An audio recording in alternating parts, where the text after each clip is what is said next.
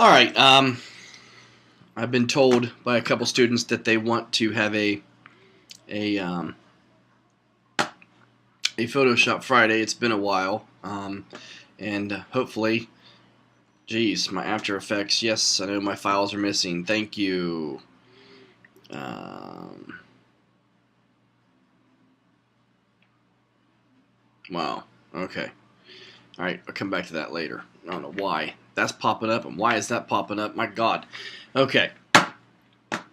Um,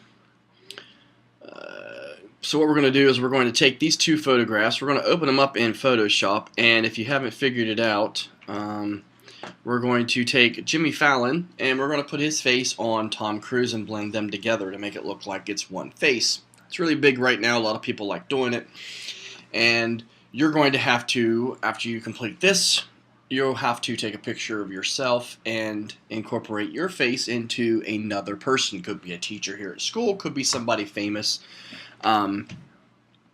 so on and so forth. So with that said, let's get started. So the first thing that we want to do is we want to take our Tom Cruise picture here. We want to press Command J to duplicate it. Then we're going to come over here to our Jimmy Fallon, and I'm going to take the lasso tool, and I'm just going to draw out some of his face here. Try to stay close to the eyes because you don't want to run out of room with the other person's face. And I'm going to hug his eyebrow here and come up and around, and that probably should be okay. Then we're going to go to Edit and we're going to go to Copy, and we'll leave this open just in case it doesn't work. Then we're going to go to Edit. We're going to come back to our Tom Cruise picture. We're going to go to Edit and we're going to go to Paste. Now notice in this case our face looks like it probably would be better suited if we flipped it. So we're going to go to Edit, Transform, and we're going to Flip Horizontal. That looks like it probably fits better on his face, and you need to watch that with your picture as well. You might have to flip it in order for it to look better. Alright, now the next thing that we need to do is we obviously need to scale this because this face here is way too big. And to do that, we need to turn the opacity down. I'm going to call this Fallon just so we have a separate layer. We're going to lower the opacity down to, let's say, like 50%. That would be pretty good. And then we're going to press Command T, and we're just going to resize his face. Now this takes a lot of adjusting to get the eyeballs lined up, and then you might actually have to bring the mouth down, maybe shrink in the face a little bit, because you want the features to be lined up as best as possible. And so it takes a little bit of patience when doing this. And the mouth isn't going to be exactly right, but it's going to be pretty close. So we have our face lined up, and we're going to go ahead and hit OK. Not so much, especially if we take this and we bring it back up to 100%. You can see what we got going on here. Alright, so now we're going to use this Fallon picture to cut out of our Tom Cruise face. First thing we need to do is we need to press Command and then click the thumbnail, so that way it highlights the Jimmy Fallon face. And we're going to feather this edge a little bit, and this will help with blending in the face. So we're going to go to Select, we're going to go to Inverse first. Notice now we have dotted lines on the outside of our picture.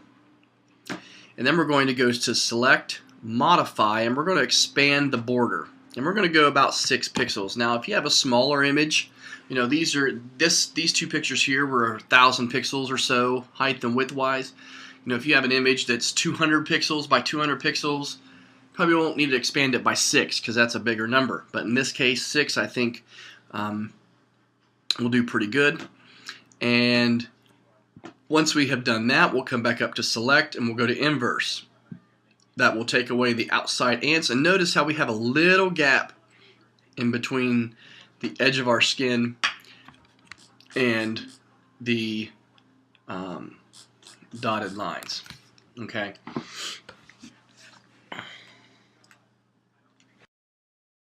Alright, so now let's go ahead and hide the copied layer. Notice how it's still selected because we still have Jimmy Fallon's face cut out. We're going to select the copied Tom Cruise layer that we have, not the original, but the copy. And I kept the original just in case something messed up. It's always good practice, like I'd said at the beginning of the year, but in case you forgot. We're going to select that copied layer. We're going to hit delete. And if I turn the eyeball off of my Tom Cruise layer, notice that there is no face. So let's go ahead and turn this back on. And then we can press Command D to deselect. Alright, so now we need to select both of these layers because Photoshop has a cool little trick that it has up its sleeve.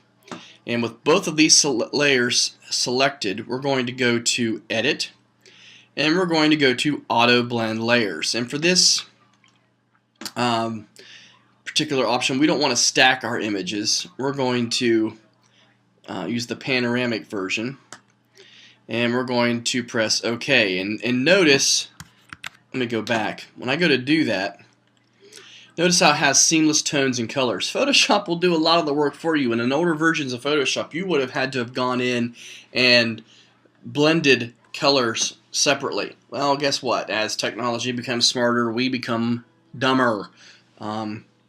So I'll go ahead and hit OK.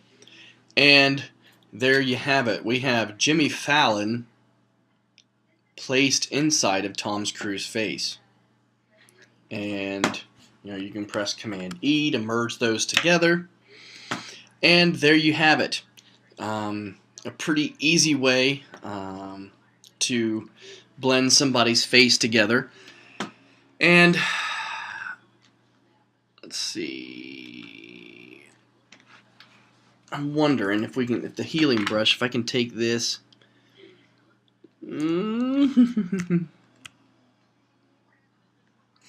Yeah, that's not going to work.